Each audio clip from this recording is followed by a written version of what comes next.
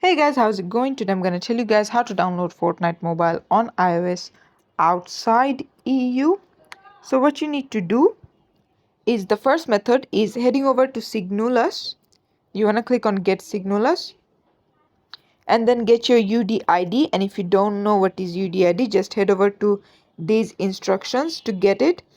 After that, what you want to do is go to settings and then find general and then click on VPN and device management, and then you want to click on link device to Signalus and then click install in the top right.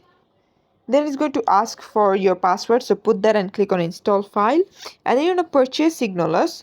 And then what you do it is it might require 72 hours or up to 15 days to sign into new, and then allow it and then head over to general again under device and like VPN and device management, and click on link device and then click on install, and this will bring you to this page.